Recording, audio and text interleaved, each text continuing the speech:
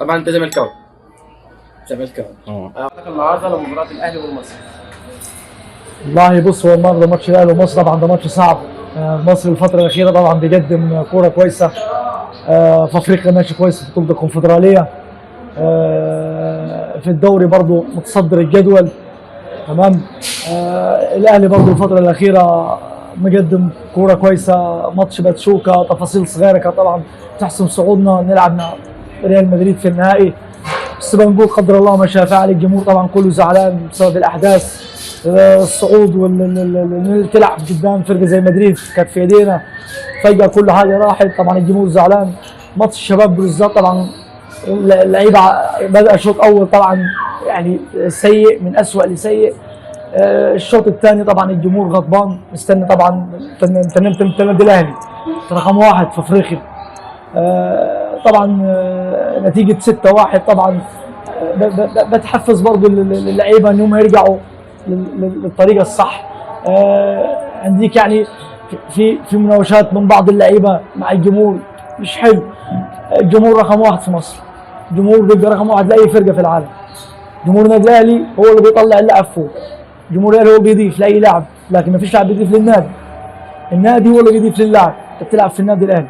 شايف النهارده في حاله فوز النادي الاهلي ايه ممكن يعمل عشان يصالح الجمهور؟ والله بص، النهارده احنا الماتش صعب. نتمنى ان الاهلي يكون في حالته، اللعيبه تكون في حالتها.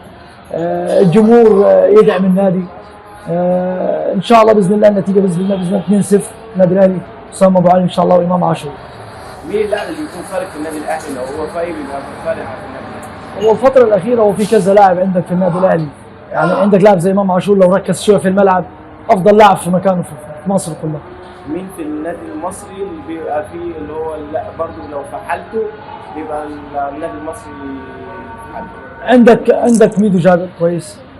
عندك الجناح اسمه ايه والله انا مش برضه اسمه ايه. ميدو جابر. وعندك كريم بامبو برضه لاعب ممتاز.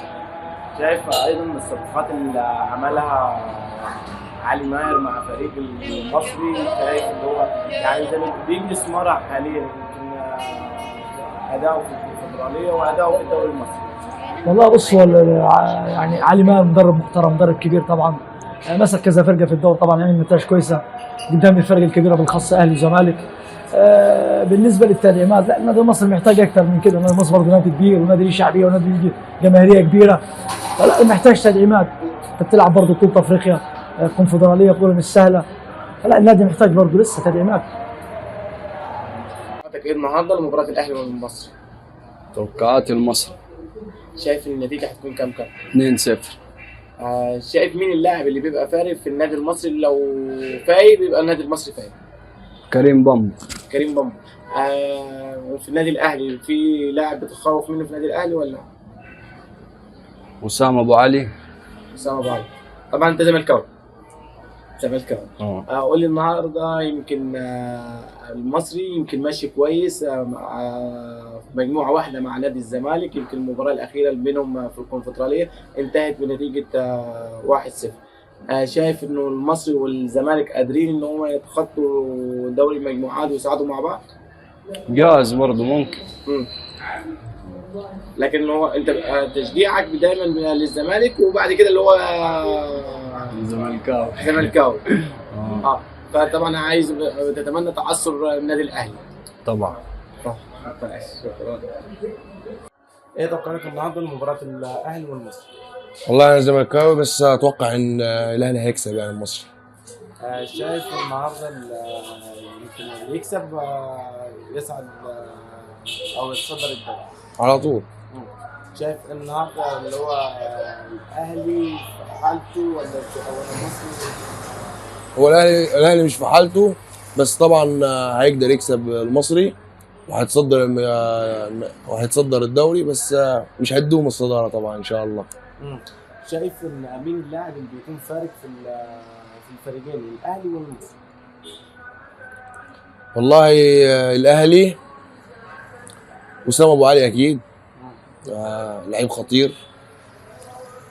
المصري فريق كويس، واي لعيب كوره في المصري ممكن يصنع الفارق. فارق علي ماهر مع النادي المصري. شويه. شايف ان هو اخر مباراه ما بين المصري وما بين الزمالك في الكونفدراليه وفاز فيها الزمالك 1-0. هل تتوقع ان الفريقين يصعدوا من المجموعه ولا شايف ان المصري فرصته اقل؟ والله هو ممكن يعملها المصري ويصعد من المجموعه، بس حاجه صعبه شويه. سواء الزمالك هيعدي من المجموعه اكيد ده ان شاء الله. الزملكاوي تتوقع فوز الاهلي؟ ده المتوقع. ايه توقعاتك النهارده لمباراه الاهلي والمصري؟ باذن الله النهارده الاهلي يكسب 3-1 على المصري. شايف الاداء، شايف المباراه النهارده ازاي؟ يعني والله العظيم هو التشكيله النهارده كولر لو بدا تشكيله حلوه باذن الله نكسب على المصري 3-1. تبقى في غلطات في التشكيله بتخلي النادي الاهلي يبدا المباراه غلط. فعايزين يا ريت يعني انه يبدا التشكيله تكون كويسه النهارده يعني. شايف مين توقعاتك يكون نجم المباراه؟ والله باذن الله يكون النهارده اسامه ابو علي واكرم توفيق ويكون معاهم امام عاشور باذن الله. مين اللاعب اللي بيبقى فايق مثلا في النادي الاهلي بيعتبر اللي هو الاهلي فايق؟